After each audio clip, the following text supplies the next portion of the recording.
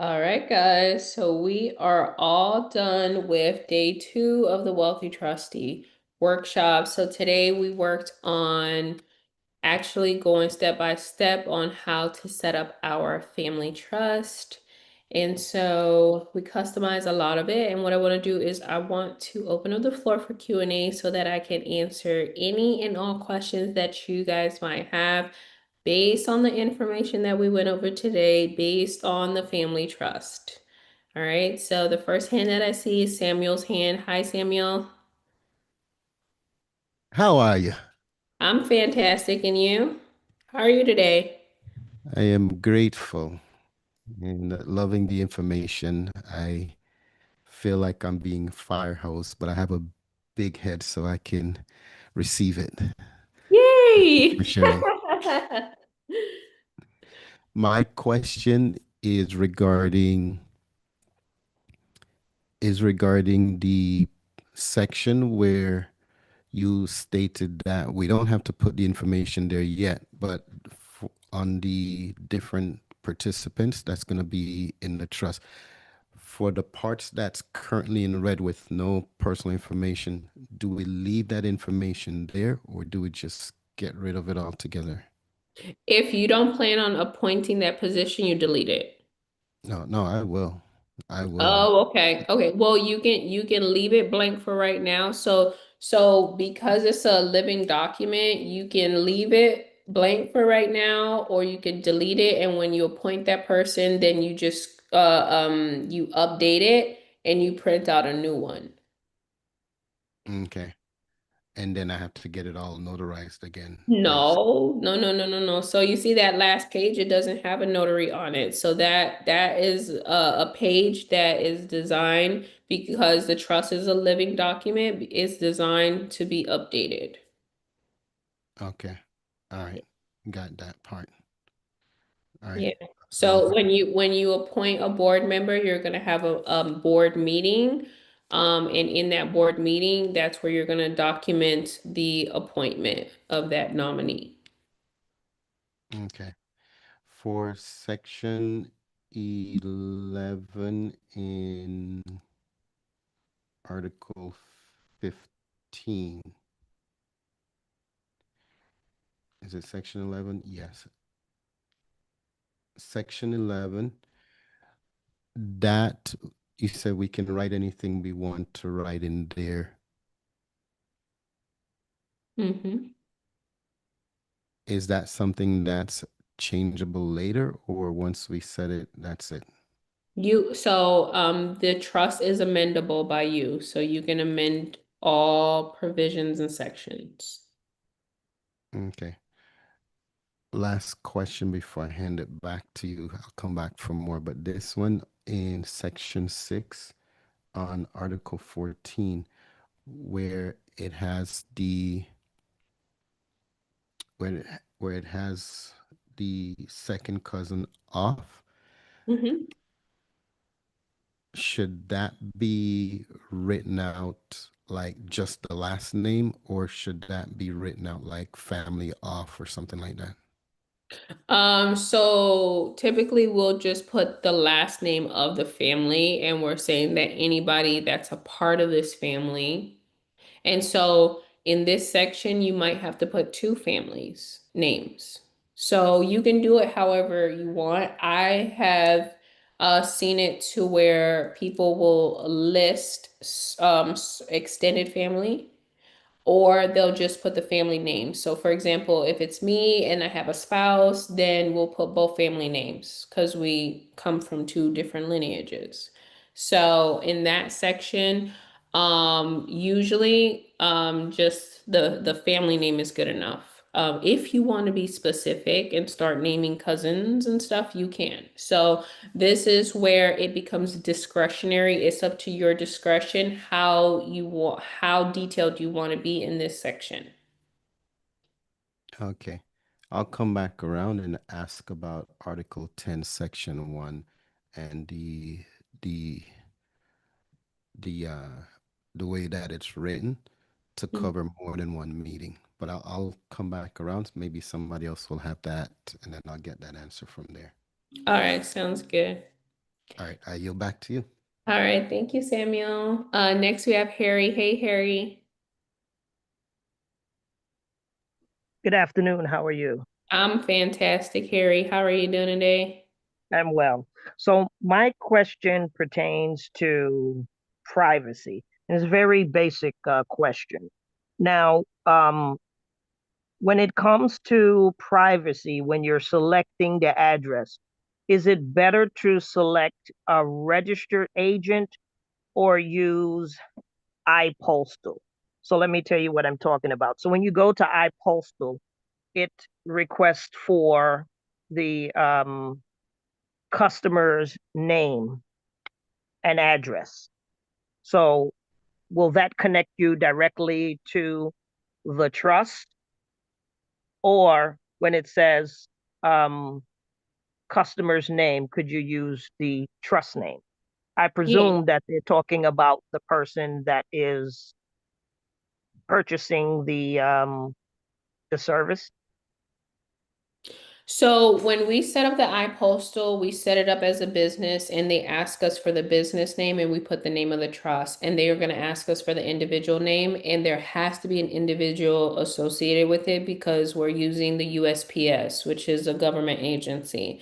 And so we need to give iPostal permission in order to receive USPS material on our behalf. Okay, so you have to notarize a document proving your identity so that you are authorizing a third party, which is iPostal, to receive mail for you and forward it somewhere else. Now, when they're asking for your identifying information, which is required, there's no way to get around it, right? Because it's USPS, um, it's internal. They're not selling your information or sending it off somewhere. So no one knows that you are the body that is giving the authorization in order for iPostal to receive mail on behalf of the trust. So it's not visible, it's internal with iPostal One. Okay. And how does that work versus the registered agent? Because if you sign up for the registered agent, does the registered agent have to follow the same process? So it depends on the company. Okay. So there's no, so you don't see it as a So, problem with so, the, so with the registered agent, um, what you're doing is you're hiring them to receive correspondence on your behalf. So there is documentation that you have to sign, in order to, in order for services to be rendered. right? Because I see with iPostal where it says that you have to submit two forms of ID in order for them to set it up. So will they be sending that information on to USPS? So, Or I don't know. So I know that there is a notarized form and they use the form, they use your ID to prove your identity. And then also to make sure that you're able to receive like mail in the US and stuff like that. okay. I don't know what they do with their paperwork, Harry. You're gonna have to contact them, okay? So whatever happens, when you submit your documents, you ask them. Or is it advisable to use someone else to secure it? That's also up to you. So if you want to, Okay. yeah, All right. Thank you. you're welcome, Harry. Hi, Michelle. Hello there. How are you? I'm good. How's it going? Fantastic. It's a Tuesday. So I have a couple questions. One is regarding the grantor. So is it advisable or not advisable to use the same grantor for your family trust and your business trust? Does that matter?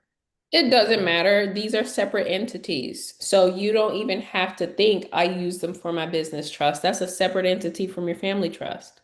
Okay.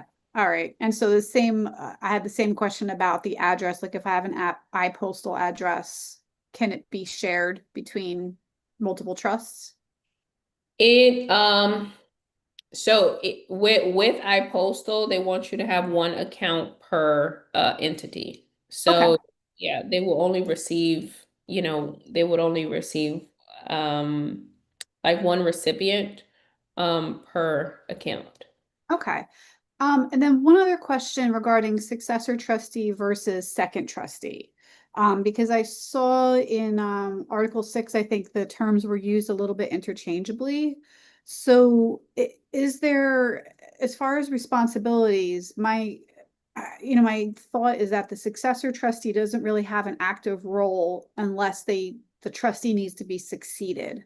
Is that correct? Or, and is That's it, correct. Yeah, okay, that's correct. So there's a big difference between the secondary and the successor. The secondary is active right now. So they're okay. acting as a trustee right now today. Okay. Okay. So they're all hands on deck. They're doing everything that they need to do for the trust.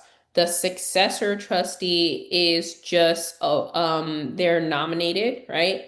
And so when that time comes, when there's no, first trustee or when the position is vacant, is when they will then transition from a dormant position to an active position, and they will accept their roles and responsibilities as the trustee. Okay. And last quick question, is there any downside if you have multiple properties to put in different states? Like if I have a property in New York and a property in Tennessee, is there any reason to put them in separate trusts, or can they all be under one family trust? So I would not put my properties into the same trust. Think of liability, think of litigation. Do you want everything up for grabs just because you put it all in one? No. You're going to have multiple trusts. You want to be able to always think of high liability versus low liability, right? So I would definitely separate it. The way I practice and a lot of other people who have multiple properties is one property per trust unless they don't have the capacity. I know of other community members that they don't have the capacity. And so they put three properties in one trust. They're, older and it's less management, too complex to have multiple. So that's a decision you have to make, but you have to also just be willing to practice asset protection at the full extent that you are able to. Okay, understood. Thank you so much. You're welcome, Michelle. Thank you as well. All right, cool. Next we have Ayana. Hey, Ayana. Hey girl, Hey. another amazing session and thank you Woo-hoo. again. Yes, yes, yes. Y'all don't know how valuable what Christina is doing for us. So thank you so You're much. so welcome. Thank you for being here, Ayana. Absolutely. I'm also putting my question in the chat so that Okay. others can kind of read what it is that I'm asking because I have kind of three separate questions. So the first one is, are there specific states where you think have the most favorable trust protection and tax laws that would benefit us as a trustee, even if they live somewhere else and the trust assets, let's say, are physically located somewhere else? Yeah, so I think that I had mentioned Wyoming yesterday. That's a really good one. Nevada's a really good one. Delaware is a really good one. South Dakota is also a really good one as well. Okay, thank you. And then can you just explain again the theoretical flow of how the assets should work and it at its best between the business trust, family trust, and charitable trust, kind of like in an example? You said how the assets should work? Yeah, how the flow of them should work, like the flow in and out of the trust so that it benefits us as far as how theoretically we should structure our business to work through the trust. Okay, but when you say assets, you want to know more of. like which assets to place in which trust, or are you more so talking about like the flow of currency or? Talk about because I remember you saying that, we theoretically could, because that's one of my other questions is does the lease of let's say, Ayana leases an apartment, and I'm a trustee. um should the lease be in my name or should it be in the trust name? And then from there, okay, I have to pay rent on this lease every month because I'm conducting trust business there. Does the flow of the money, um you know how do we, how are we funding it? And I know you said that it takes some time, but like in a real life example, can you like theoretically give an example of how we would, like a item action that we might do to maybe fund the business trust, and how would it work through the family trust, and how does the charitable trust go toward helping us to save money on our tax liabilities, and also pay for the things that we want to pay for? Okay, so that's a lot of questions in one. We are going to talk about everything dealing with funding on Thursday. Okay, so we're going to talk about banks, we're going to talk about flow of money, we're going to talk about documenting loans, we're going to talk about board meetings, we're going to talk about business credit, we're going to talk about funding, OPM, all that stuff. Okay. So, what I will tell you today is, when it comes to your structure, right? Everyone's structure is different. So, what assets you place inside of the trust, who you name as the beneficiaries and trustees, and the flow of money, all that stuff is going to be different per organization, right? Some people have a business, some people don't. Some people have real estate investments, some people don't, right? So it just depends on what you exactly have. But the way that you want things to go is if you have a business trust, right? If or when you have a business trust, then the business trust is going to solely be associated with things dealing with the business. So if you have an LLC, if you have an S corp or a corporation or a nonprofit, things like that, then it'll be associated with that business. So it'll either be a stakeholder or it'll be an authorized member, or a managing member of those entities. Okay, which is going to entitle that business trust to then receive owner draws and receive what we call a K1 distribution. Okay, so once you receive that K1 distribution into the business trust, that's money that's coming in.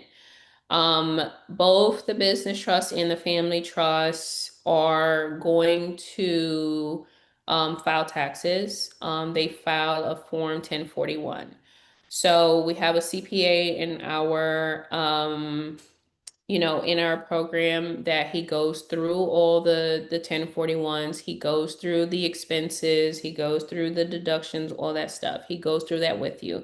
So that's not something that I talk about, okay? So and every organization is different, right? So whatever you just a general rule of thumb is with these types of organizations, with trust organizations, you get to deduct operating expenses and administration expenses and whatever it costs to manage the assets. Okay, so just think about that. So whatever it costs in order for you to sustain. So you gave an example of a lease, right? So if your business requires a lease because it has a brick and mortar, then everything needs to be isolated to that one entity, right? So if that is if that is a lease that is associated with your business, you're not going to put that lease in your personal name. So that lease, you will put it into the business trust. Or it depends on operation. If it's a brick and mortar to where you're offering the products and services, then most likely you would put the lease into the LLC's name, and then you will have the business trust execute the lease, because the business trust is the authorized member of the LLC, right? So that's just an example of one thing. But now that that lease is an expense, it all expenses associated with it, which are utilities, liability insurance, anything, maintenance, repairs, whatever it is, right? All the startup costs. Um, it is all expenses that's paid by the authorized member, which is the business trust, right? So you can write off all those things.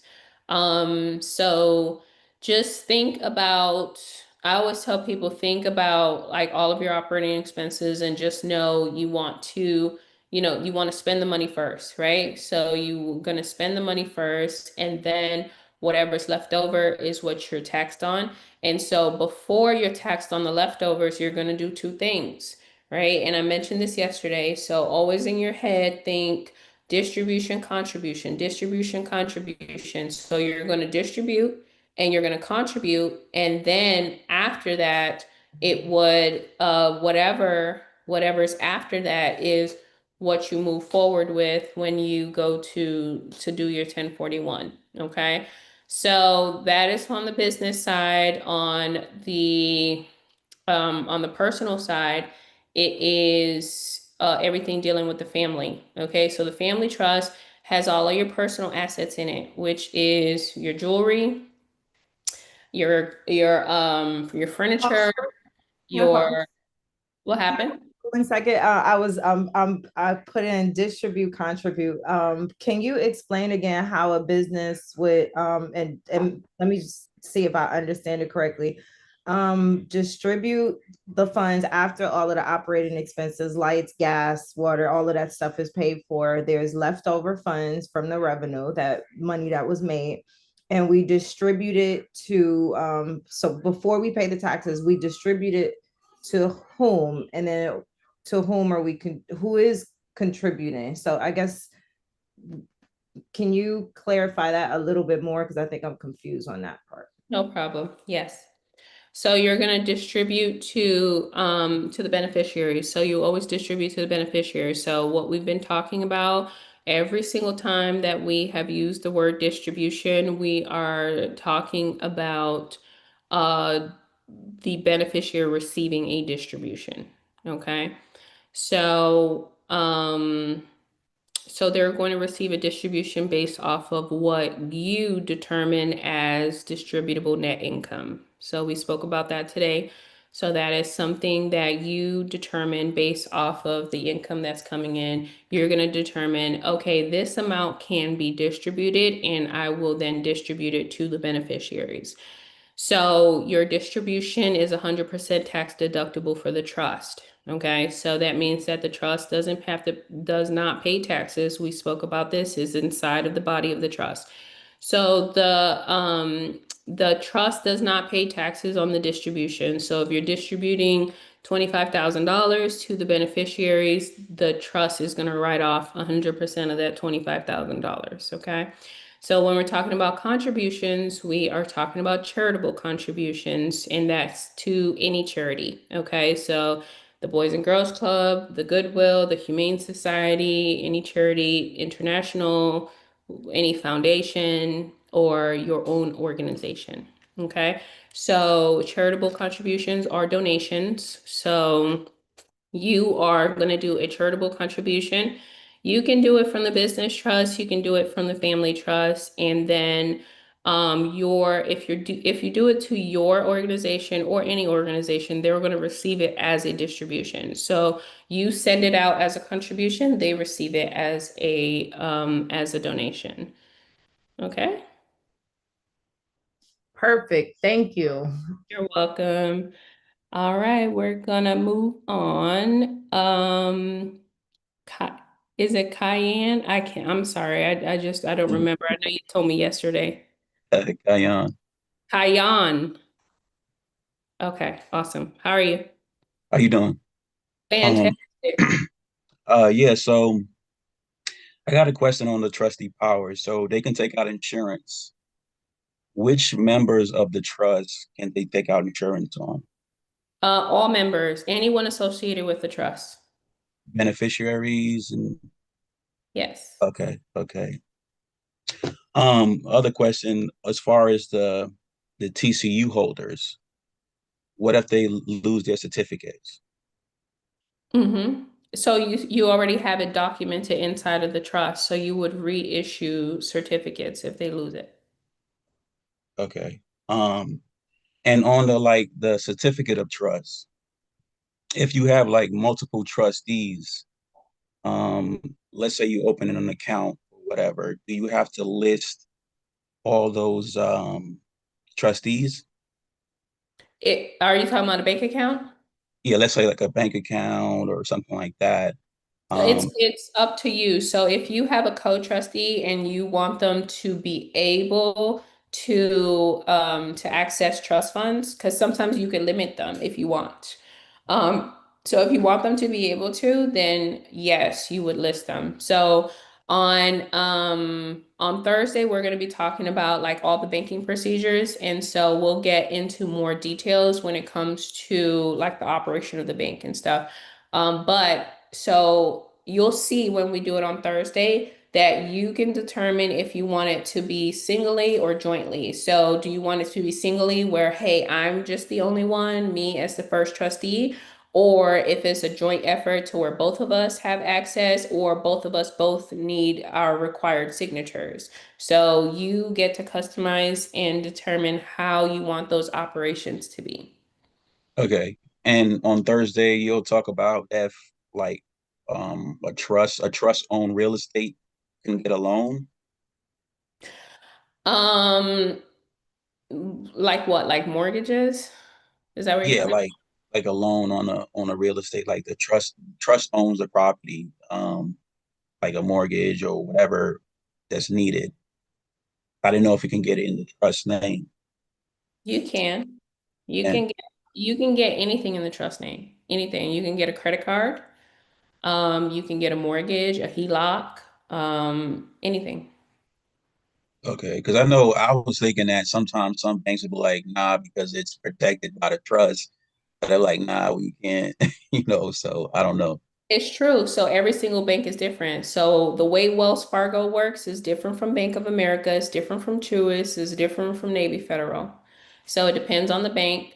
So some of the banks are, very flexible and they allow trusts to get credit cards and, all kind of mortgages, all of that stuff. And then some of them, they don't want to take the risk because it's a risk, right? So not every single bank will even offer for your trust to have an account with them. Why? Because they look at it as a risk because they won't be able to come after you. They don't even want to establish a banking relationship with you because if they start to extend credit to you, then they know that they won't be able to recover it. Yeah, you looking at those documents, like, what kind of trust is this? Yes. Yes, yeah, that's all the questions I got. I appreciate it though. Okay, you're welcome. All right, next up, Anthony. Hey, Anthony, how are you?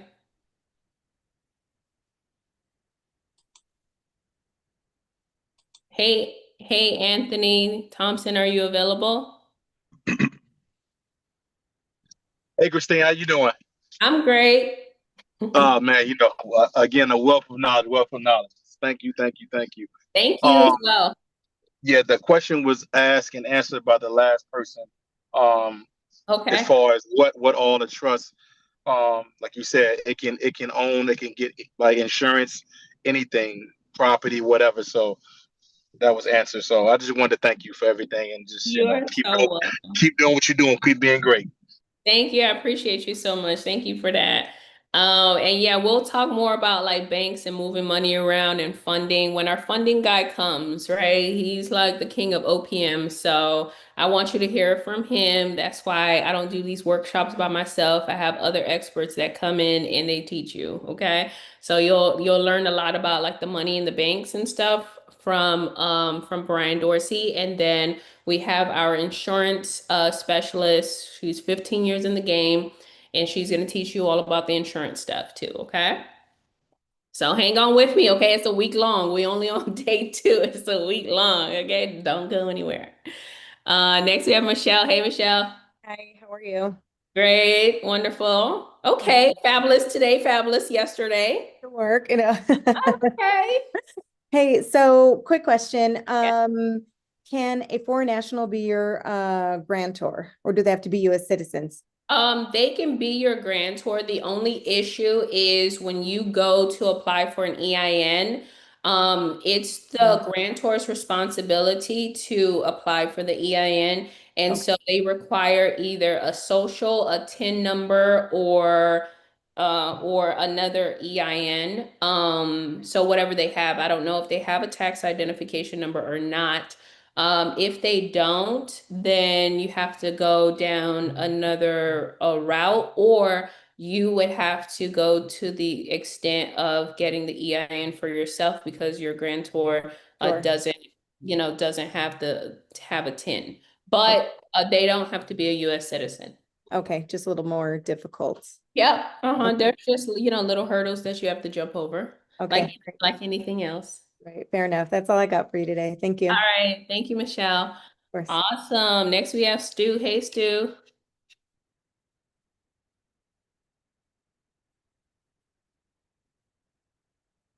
Hey, Stu, are you still available? Yeah, yes, I am. I'm here. I was trying to figure out how to come off mute. Can you hear me? Yes, we can. Awesome, awesome. Day 2, fire. You off the chain, girl. Woo, Appreciate you. woo. We're not even Woo, done. We're not even halfway done. Tomorrow we'll be halfway done. But thank you, Stu.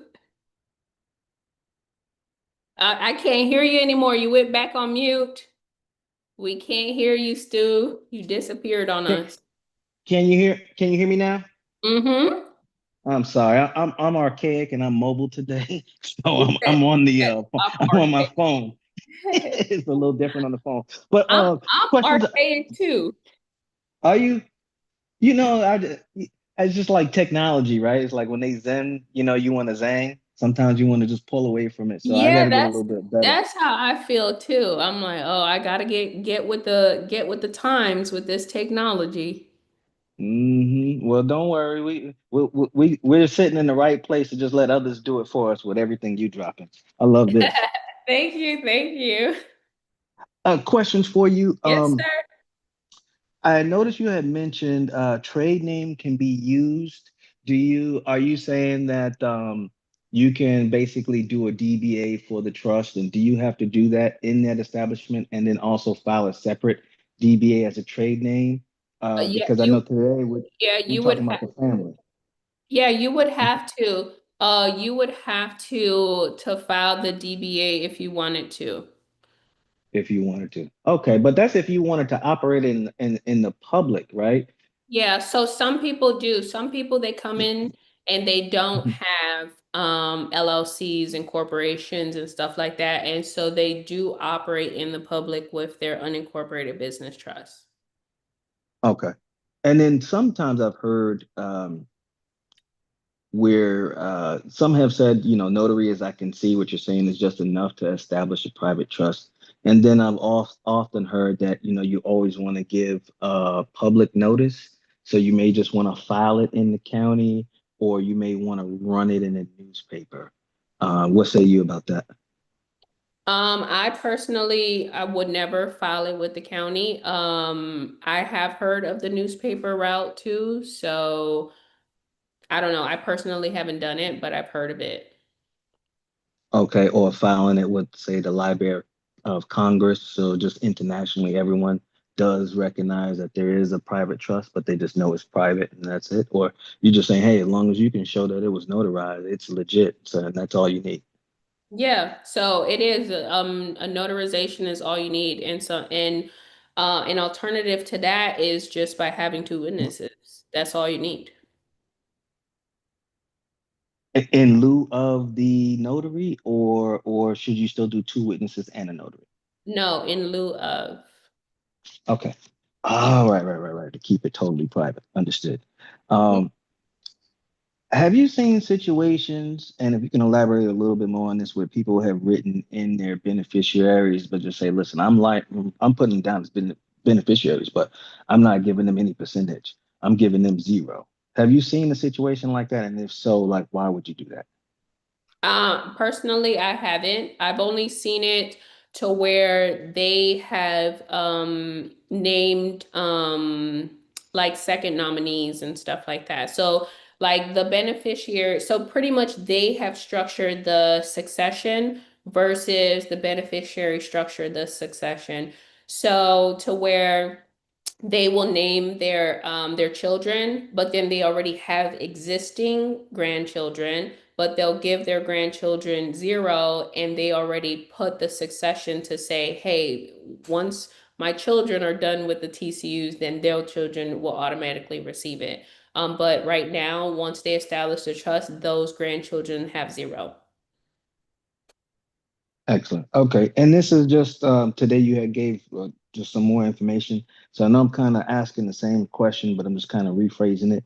Can you let me know, so like in your personal endeavors where you've made the determination of, hey, I'm going to put this business underneath my ministry, and then this one is going to be underneath the business trust. How do you make the determination on which entity you may want to have house the business?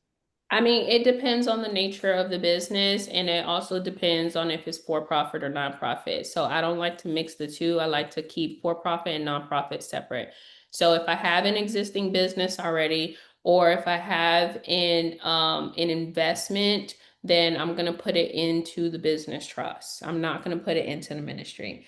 If I have anything that is philanthropic related, or if I have an existing nonprofit or an existing school or something that is either religious or spiritual or charitable, then I'm going to associate it with the nonprofit.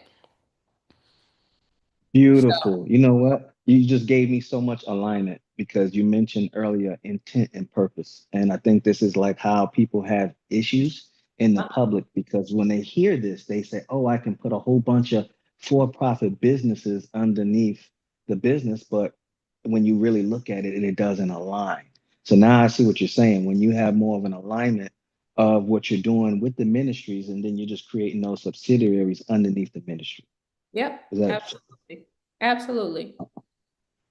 okay? And I think I had just one more question. I'm just going to my digital notes. My apologies. Are you familiar with the Religious Assembly Trust? Have you ever heard of that term? No. Okay. I've heard in the 508 realm that is supposed to be, I guess, a little bit more specific in terms of covering certain things. But for the protector, is there a separate letter of acceptance for the protector? Yeah, you And do.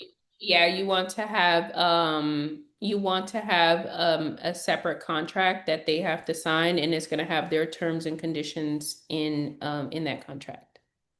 okay, and I just want to confirm you had said yesterday that basically with the trustee, if the board as a collective didn't like the trustee, then I guess the board as a overall had the power to remove the protector, but the protector can remove individual trustees. That's correct. Okay. Yeah. Okay. And lastly, I wanted to ask you about you had mentioned taking an oath. So when you have other trustees come aboard or you have contractors come aboard, are you actually having them sign a template or a document saying that they took the oath, or are you having them raise their right hand, or is it how does that work?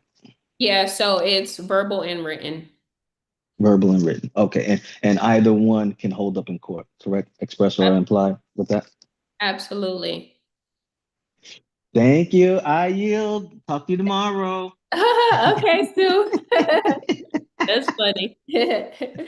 All right. We got JC, Samuel, and then we're gonna wrap it up for today. Okay, 2:24. Yeah, yeah, yeah. I'm kind of ending on time. All right. Hey, JC. Hey, how are you? Oh, fantastic. How are you? I'm good. I'm good. Thank you. I I wanted to, like your hair. oh, thank you. Thank you. Appreciate it. You're welcome. I wanted to follow up on a question that I asked you the other day. You said that the trust cannot be the sole owner of a corporation. Could you explain why? Yeah, so with the corporation, the way that it is designed, and I don't teach on corporations, so I can't even give you like the fancy terms or terminology. So you are gonna have to do your due diligence, okay? I don't have a corporation. I had a corporation, I dissolved it because of that reason, okay? So with the corporation, the nature of that business. You have to have an individual attached to it. So Okay. that's the issue. That's with a C corp and with a S corp. So Okay. there has to be a human. But can, There cannot be an entity that solely owns a corporation, and okay. that could be any entity, not only a But trust. but could the corporation be like 95% on the trust? Or for Uh, example, like right, you some can have. Yeah, so you can have a percentage, so you can have the trust. And this is what a lot of the S Corp, C Corp people do. You can have the trust own 95%, or 99? 99%, Yeah. 99%, and then the individual have 1%. But Okay. that's the issue, is that the individual is still on there and the individual still has that 1%. Okay. So it's Mm-hmm. kind of like tricky there. What about an incorp, um, a company that ends in in INC? Mm-hmm. Yeah, What what? about that? Is that the same or is that different? Yeah, yeah. So INC is either an S corp or a C corp. Okay, so the same thing for that That applies. INC is a corporation. Oh, okay. It is. Yep. Okay. All So right. so the only statutory entity that can be owned 100% by a trust is an LLC. Okay. All right. I had another question. On section, Article 1, section, I have a section 4. Mm-hmm. It just says if any sentence, paragraph, clause, section, or provision of this trust indenture, bylaws, or minutes of this trust, it kind of just it gives me an extra one that you didn't read or you didn't have on yours. That's the severability clause. Okay, but you didn't have it on yours. It doesn't matter, right? I mean, I should. It was So on the first article. the first article. Yeah, I have a section 4. It just kind of says if anything is So, unreadable. oh yeah, yeah, yeah. What I did was, so I'm always like updating the trust. So I created, so that is the severability clause, and I create, it's still in the trust. So I'm not sure, where you downloaded it because we have templates everywhere, but Hmm. hold on, I'll show it to you. One second. Um, Page 20, yeah, something like that. Article 21. Yeah. For me, it was Article 1. Oh, okay. Did you get the okay, It, so you see, yeah, so severability clause, this is what you're, oh, so let me you see, see what I got. I put it by itself. Yeah. Oh, okay, okay, okay, okay. You see, Okay. it's Yeah. all by itself. Yeah. I think I probably downloaded it. I don't know. I think I downloaded the one from the website. But yeah, I see it here too. Okay. Uh-huh. Okay, so I could just delete that first one from Uh-huh. section 1, right? Yeah. Okay. I mean, that's it for now. I'll see Fan- you again tomorrow. Fantastic. I'll see you tomorrow. Thank you.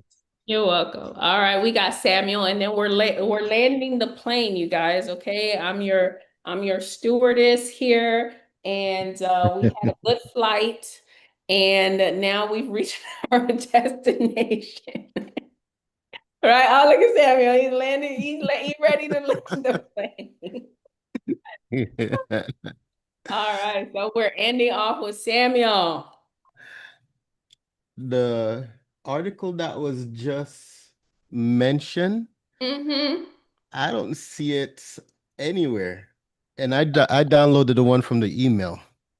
The severability clause. Yeah.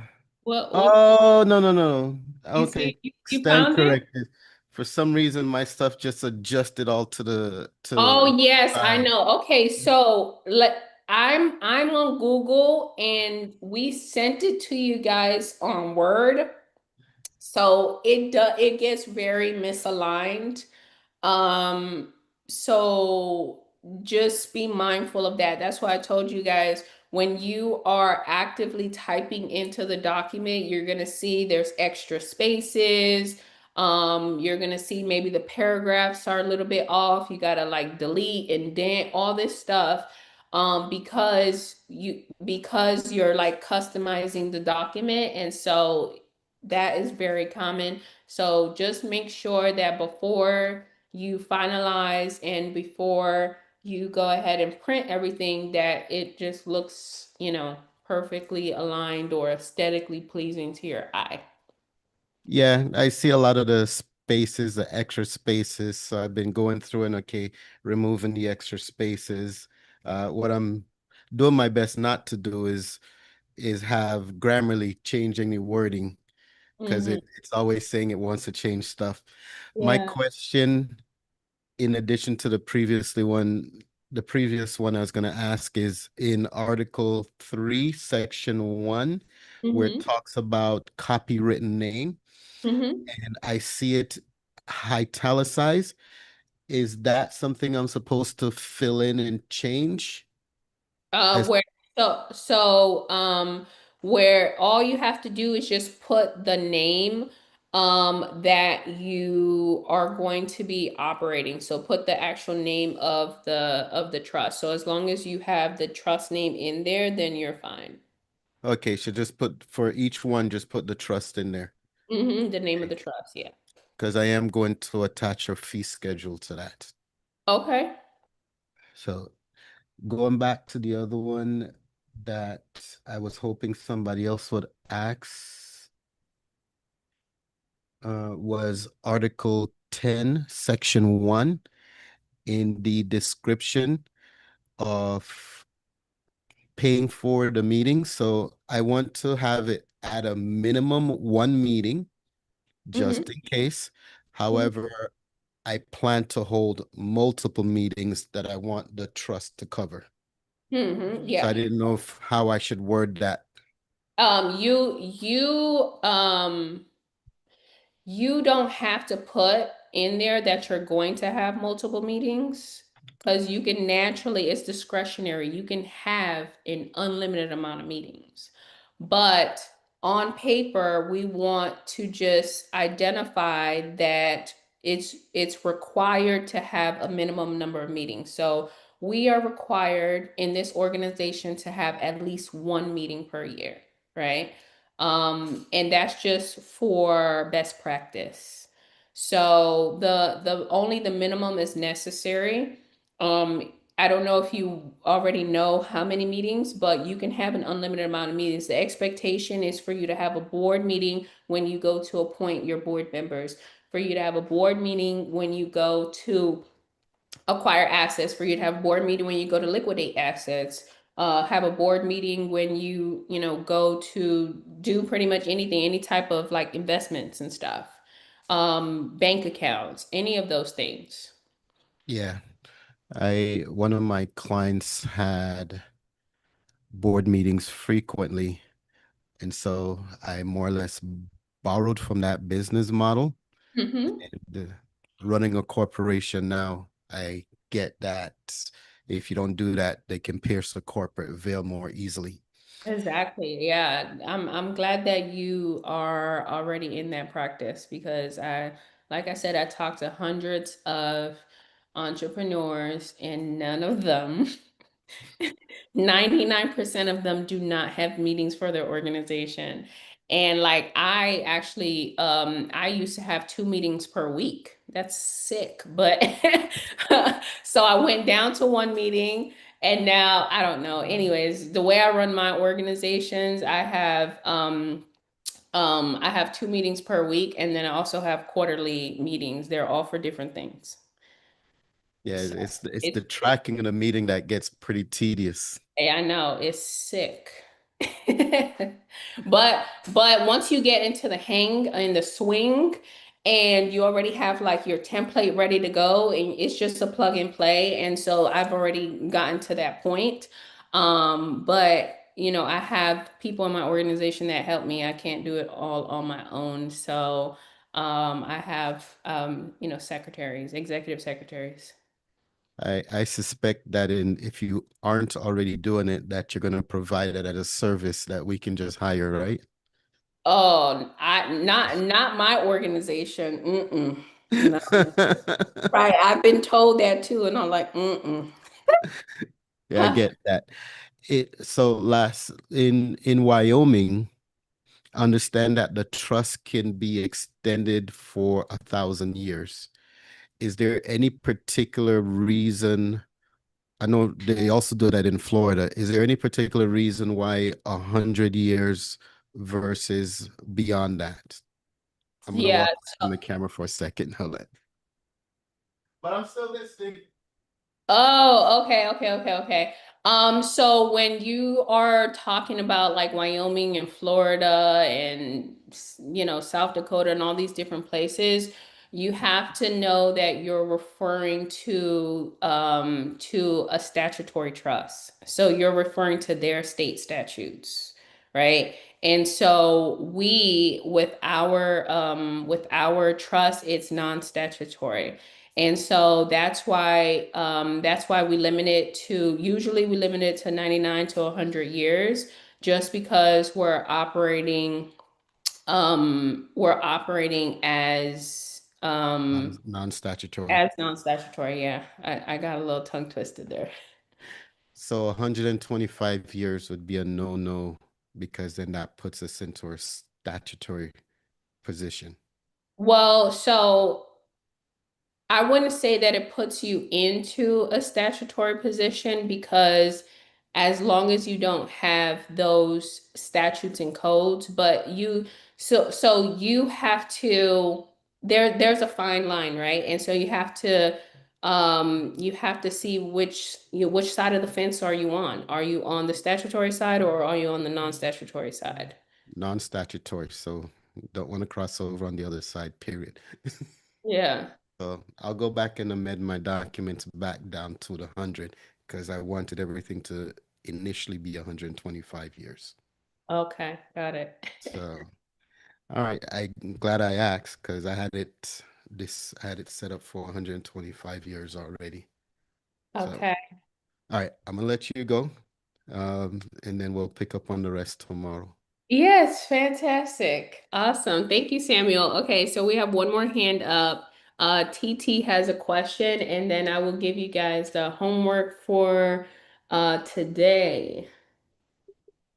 Okay, hi Christina. Hi, how are you? I'm good, thank you. My question is, does the trust have to make distributions? Oh, no, it's not required. It's not required that you have to make distributions. The only way that it's required is if you want it to be considered a simple trust, but these trusts are naturally complex. And so distributions are so I'm not going to say that they're optional, but you as a trustee determine if you're giving distributions or not. Okay.